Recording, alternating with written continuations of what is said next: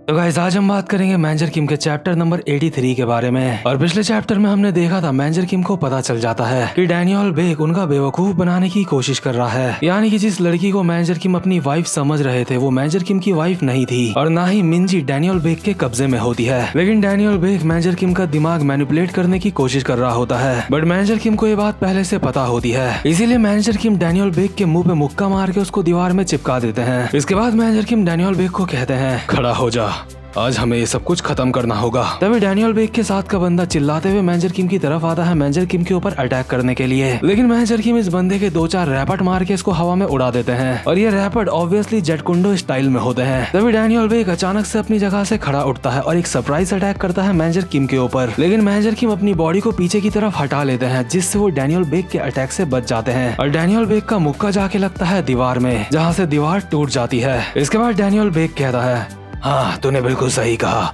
आज हमें ये मामला यहीं पे खत्म करना होगा। डैनियल बेक अभी और भी कुछ बड़बड़ा रहा होता है, लेकिन इतने में ही मैनेजर किम एक लात मारते हैं डैनियल बेक के पैर पे। बट तभी डैनियल बेक मैनेजर किम के बाल पकड़ के मैनेजर किम के मुंह पे एक खतरनाक सा मुक्का मारता है। इसके बाद मैनेजर किम और डैनियल बेक एक दूसरे के ऊपर मुक्कों की बारिश कर देते हैं। बट जैसा कि मैंने आपको पहले कहा था, डैनियल बेक कमजोर नहीं है। हम देखते हैं इनकी मुक्कों की बारिश के बीच में डैनियल बेक एक खतरनाक सा मुक्का मारता है मैनेजर किम के मुंह पे, जिससे मैनेजर किम के मुंह से खून निकलने लगता है। इसके बाद डैनियल बेक मैनेजर किम के बाल पकड़ता है और कहता है, तो ये कैसा था? तू सोच रहा होगा ये बूढ़ा इंसान भी इस तरीके के मुक्के मार सकता है? हाँ, मैं इस तरीके के मुक्के मार सकता हूँ, क्योंकि जैसे जैसे मैं बूढ़ा हो रहा था वैसे वैसे मैं कमजोर हो रहा था। इसीलिए मैंने हर एक दिन ट्रेनिंग करना स्टार्ट करा ताकि मेरे मुक्कों में जान आ सके, ताकि मैं तेरा मुंह तोड़ सकूं। अभी डैनियल बेक और भी कुछ बोलने की कोशिश कर रहा होता है, लेकिन इतने में ही मैनेजर किम डैनियल बेक के मुंह पे मुक्कों की बारिश कर देते हैं। इसके बाद अपने कदमों को जमीन में सही से टिका के डैनियल बेक की छाती में एक खतरनाक सा मुक्का मारते हैं, जो कि डैनियल बेक को काफी ज्यादा खतरनाक पड़ा होता है। लेकिन उसने जैसे तैसे खुद को संभाल लिया होता है। बट इतने में ही मैनेजर किम एक और मुक्का मारता है डैनियल बेक की छाती में। डैनियल बेक इस मुक्के को आते हुए देख लेता है, लेकिन वो इस मुक्के को रोक नहीं पाता और डैनियल बेक को पता चल जाता है ये वाला मुक्का जो मैनेजर किम ने मारा है, ये मुक्का मैनेजर किम ने उसके दिल पे एम करके मारा है। और आपको बता दूं, लुकिसम में यही वाला मुक्का मैनेजर किम ने हमारे वैरेन चे को भी सिखाया था, जो कि काफी ज्यादा खतरनाक अटैक है। ये मुक्का पड़ते ही डैनियल बेक के मुंह से खून निकलने लगता है और उसकी हालत सच में काफी ज्यादा खराब हो चुकी होती है। और जैसे जैसे डैनियल बेक जमीन में गिर रहा होता है, मैनेजर किम कहते हैं, मैं समझ गया तो क्या बोलना चाहता है, लेकिन हम दोनों एक दूसरे के इतने ज्यादा करीबी नहीं है जो यहाँ पे बातें करने लग जाएं। इसलिए बड़बड़ाना बंद कर और चुपचाप से मुझसे फाइट कर। लेकिन जो डैनियल बेक के अभी मुक्का पड़ा होता है वो इतना ज्यादा खतरनाक होता है जिससे डैनियल बेक अपनी पुरानी यादों में चला जाता है। हम देखते हैं डैनियल बेक की पुरानी याद जब वो हॉस्पिटल में कोमा में पड़ा था, और इसी के साथ साथ हमें पीछे से डैनियल बेक की वॉइस ओवर आ रही होती है, मुझे तो ये भी याद नहीं है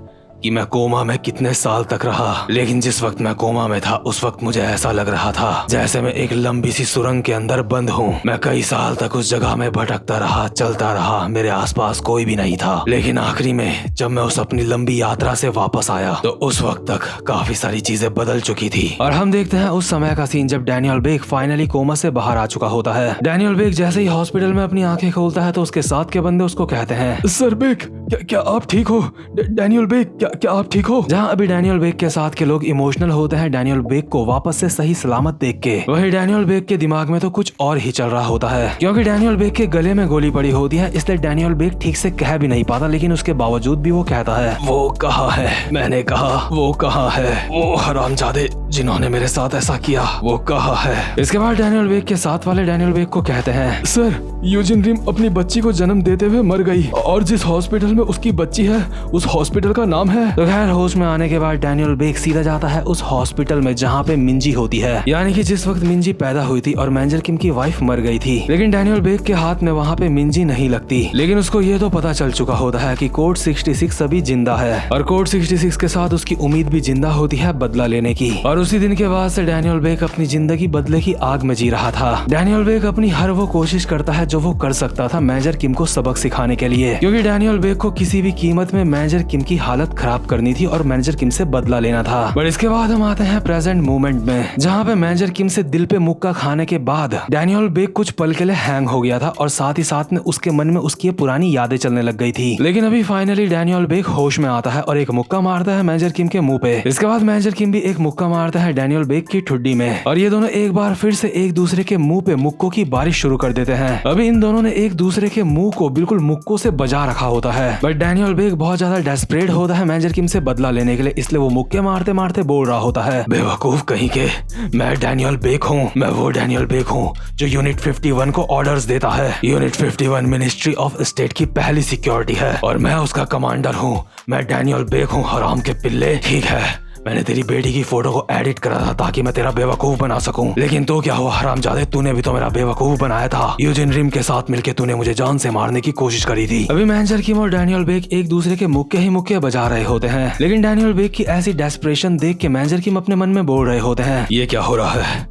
आखिर अचानक से इसके एटीट्यूड में ऐसा बदलाव कैसे आया? आखिर ये ऐसा बिहेव क्यों कर रहा है जैसे ये सब कुछ खो चुका है? और होता भी यही है, डैनियल बेक बहुत ही डेस्परेशन के साथ मेजर किम के साथ फाइट कर रहा होता है और कहता है, ठीक है हरामजादे, ये मेरी आखिरी कोशिश है और इस कोशिश में तू और मैं साथ में मरने वाले हैं। तूने देखा था जो मैंने तुझे तेरी बेटी की फोटो दिखाई थी वो नकली थी, है ना? और जरूर तुझे वो नकली फोटो देख के लगा होगा कि मैं कितना बड़ा अनाड़ी हूँ, लेकिन वो नकली फोटो अब जल्द ही असलियत में बदलने वाली है, क्योंकि मेरा प्लान अब तक खत्म नहीं हुआ है। मेरा प्लान है तुझे बर्बाद कर देना। जब तक मेरी सांस चलती रहेगी तब तक मैं तुझे बर्बाद करने के बारे में सोचता रहूंगा। जब तक मेरी सांस चलती रहेगी तब तक मुझसे तुझे कोई नहीं बचा पाएगा। वहीं दूसरे सीन में हम देखते हैं मिंजी और हांशु शियोंग को, और इन दोनों के साथ ऑक्शन जियोंग और प्लानिंग मैनेजर नैम भी होते हैं। ये लोग अभी मिंजी को सुरक्षित तरीके से यहाँ से लेके जा रहे होते हैं, लेकिन इतने में ही इन लोगों के सामने दो पुलिस वाले आ जाते हैं। एक पुलिस वाला मिंजी लोगों को कहता है, हमें कॉल आई थी इसलिए हम यहाँ पे आए हैं। मिंजी पुलिस वालों को देख के बहुत ज्यादा खुश हो जाती है और भागते हुए पुलिस वालों की तरफ आ रही होती है और कहती है, ओह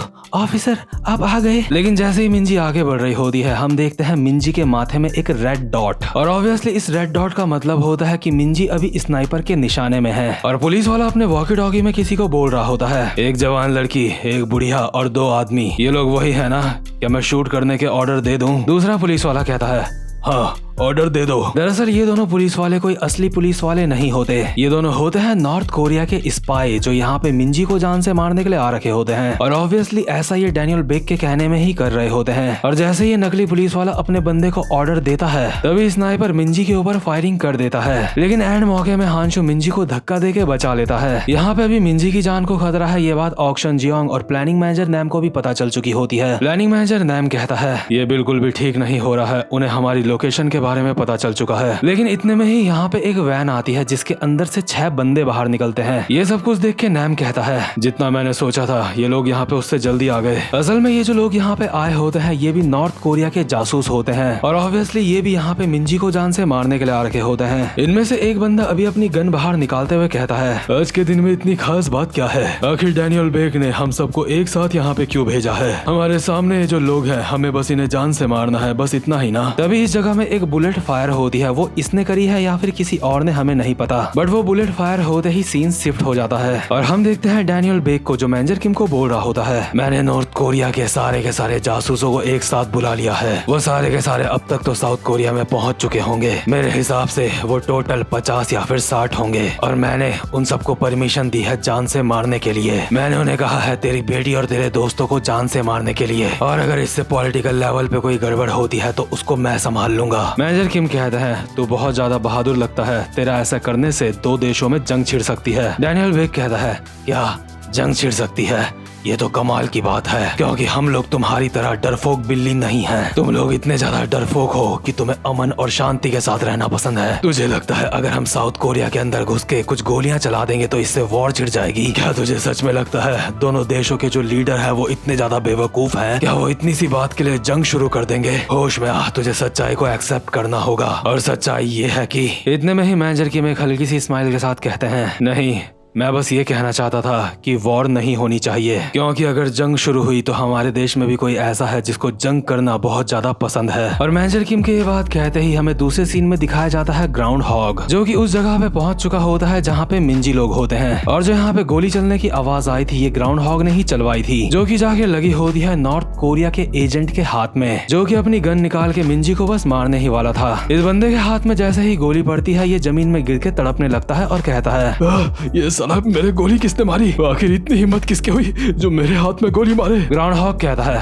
हराम के पिल्ले, जरा गैस कर, इतनी हिम्मत किसकी हो सकती है? तुम लोगों की सच में इतनी हिम्मत कि तुम हमारे देश के अंदर घुस के फायरिंग करना स्टार्ट करो? या हमारे ऊपर जासूसी करना काफी नहीं था कि अब तुम गोलियां भी चलाने की कोशिश कर रहे थे? कसम से मैं किसी दिन इनके पूरे के पूरे देश को निपटा दूंगा। और जब ग्राउंड हॉग ये बात बोल रहा होता है उस समय हानचू मिंजी को लेके यहाँ से चुपके से निकलने की कोशिश कर रहा होता है। वहीं दूसरे सीन में मैनेजर किम डैनियल बेक को बोल रहे होते हैं, माफ करना लेकिन तू अकेला नहीं है जिसको जंग करना पसंद है, क्योंकि मेरे पास भी ऐसा कोई है जिसको जंग से डर नहीं लगता। इसलिए तुझे तैयार हो जाना चाहिए क्योंकि वो बंदा पूरी दुनिया को हिलाने का दम रखता है। और ऑब्वियसली मैनेजर किम यहाँ पे ग्राउंड हॉग की बात कर रहे होते हैं। भले ही अगर हम सिंगल फाइट की बात करें तो ग्राउंड हॉग ज्यादा खतरनाक नहीं है। ग्राउंड हॉग सिंगल फाइट में एक एवरेज लेवल का बंदा है, लेकिन अगर हम पागलपने की बात करें तो ग्राउंड हॉग बहुत ज्यादा ऊपर है। और साथ ही साथ में इस पागल को अब सरकार ने बहुत बड़ी पोजीशन भी दे दी है। ये पागल अब NSMB का डिप्टी मिनिस्टर बन चुका होता है, जिसे खून खराबा जंग ये सब कुछ बहुत ज्यादा पसंद होता है। ग्राउंड हॉग अभी अपनी सिगरेट फेंकता है और नॉर्थ कोरिया के एजेंट्स को कहता है, हरामखोरो, तुम सबसे मिलकर अच्छा लगा, मैं हूँ मौत का फरिश्ता। तो खैर ये पगला भी यहाँ पे पहुंच चुका है और इसी के साथ ये वाला चैप्टर यहीं पे खत्म हो जाता है। और जो कोई भी चैनल पे पहली बार आया है चैनल को सब्सक्राइब और वीडियो को लाइक जरूर से कर देना। साथ ही साथ में बेल आइकन को भी प्रेस कर देना ताकि आप आगे आने वाली वीडियोस मिस ना कर सको। और अब मैं मिलूंगा आपसे अपनी नेक्स्ट वीडियो में, तब तक के लिए गुड बाय।